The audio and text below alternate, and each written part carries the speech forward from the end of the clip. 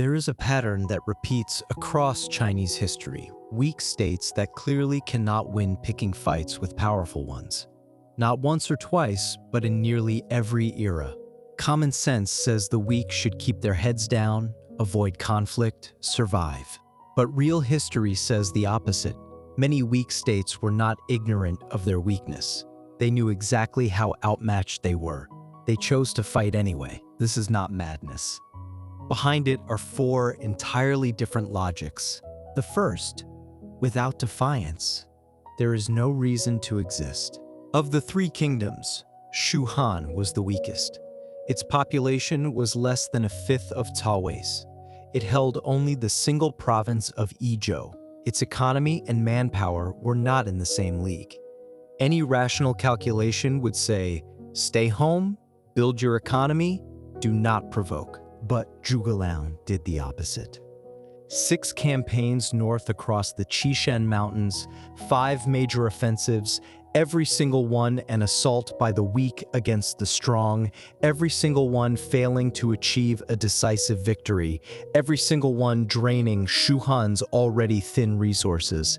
Was he insane? He was more clear-eyed than anyone. Shu Han's political legitimacy rested on a single claim.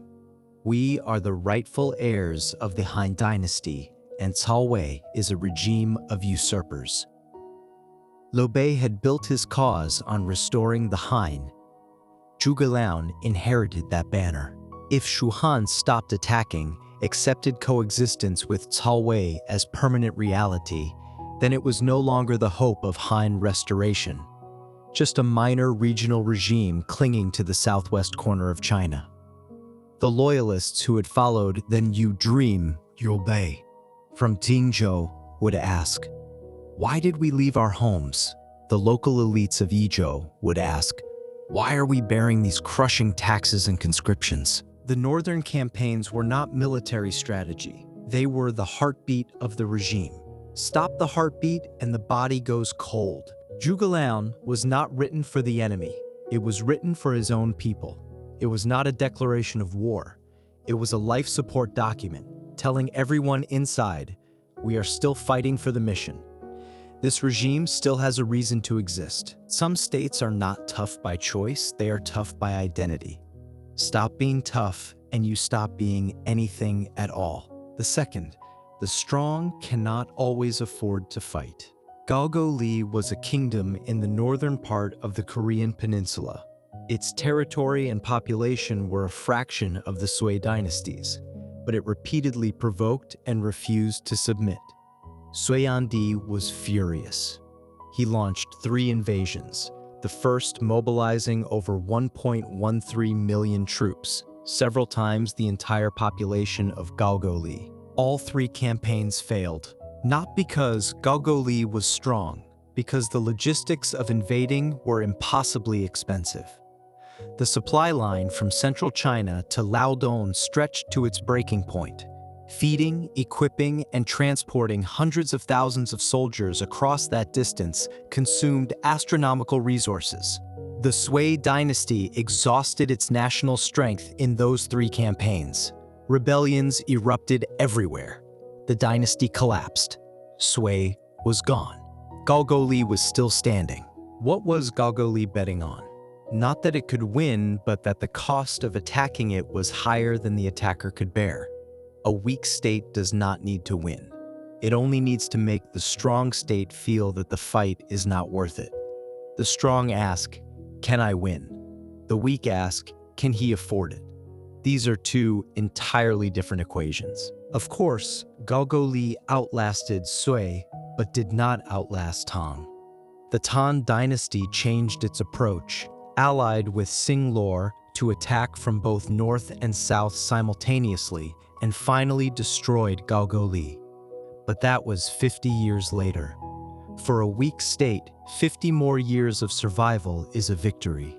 The third, kneeling does not save you either, so you might as well die on your feet. Hangul was the weakest of the 7 major powers during the Warring States period, squeezed between Qin, Chu, and Wei, enemies on every side. It tried every clever strategy available. It ceded territory to time. handing over one piece of land after another in exchange for a few years of peace. It sent a spy disguised as an engineer, Junko, to Qin, ostensibly to help build an irrigation canal, secretly hoping the massive project would drain Qin's finances. The canal got built, turned the Guan Plain into 1,000 miles of fertile farmland, and made Qin even stronger. Hanguo also declared itself a vassal, paid tribute, lowered its posture as far as it could go. None of it worked. When Qin set out to conquer the Six Kingdoms, Hanguo was the first to fall. Hanguo's story reveals a brutal truth. Surrender does not guarantee survival. It only guarantees that you die sooner and with less dignity. Every piece of territory you hand over makes you smaller. Every concession makes the other side's appetite bigger. When a powerful state has already decided to swallow you, the only difference between kneeling and standing is that kneeling makes your death quieter. In the same era, Zhao chose a different path. At the Battle of Champing, Zhao lost 400,000 soldiers, a catastrophic price. But the war also costs Qin dearly and delayed its unification of China by decades. Zhao ultimately did not escape destruction either, but its resistance proved something. Fighting back at least makes the other side bleed, and bleeding forces the other side to recalculate. When a weak state realizes that submission and defiance lead to the same end, it will choose defiance, because defiance at least contains a variable. Submission is just a countdown. The fourth provocation is a performance for the audience. Xi, six usuals, Voa was a small state wedged between the Song dynasty and the Lao dynasty. Its territory was roughly 1/10 of Song's. Its population was incomparably smaller. By all logic, it should have been crushed early. Instead, Xi survived for nearly 200 years. Not by defending, by attacking. Xia launched offensives against Song and inflicted 2 major defeats on Song armies at Halshetran and Sentranko. But after each victory, it immediately opened negotiations, demanding annual payments, diplomatic status, recognition. It never intended to destroy Song. It was using military action to send a message to everyone. I am not easy to deal with. That reputation was its real survival tool. When Song considered allying with eliminate CC, Lao would hesitate, because a troublesome CC was useful for tying down Song. When Lao tried to pressure CC, Song might quietly support it because a living CC distracted Nao's attention. Xia's provocations were not aimed at Song. They were aimed at the entire chessboard. It traded military risk for diplomatic leverage. It turned the fact of daring to challenge a great power into proof that it was worth courting. A weak state's provocation is sometimes not a signal sent to the opponent. It is an advertisement sent to everyone else. 4 logics, 1 common thread. Shu Han fought for identity. Goguryeo fought on a cost calculation. Hanguo and Zhao fought for a last shred of possibility.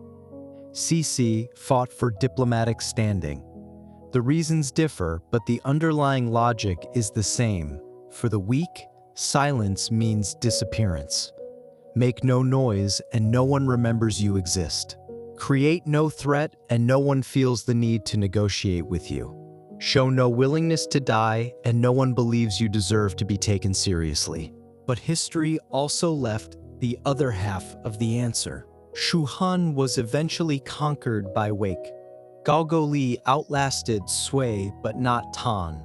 Both Hanguo and Zhao were swallowed by Qin. Xia maneuvered between Song and Lao for 2 centuries, then was completely erased by the Mongols, so thoroughly that even its writing system and civilization barely survived. A weak state's defiance can extend its lifespan, raise its status, create possibilities, but it cannot close the gap in power.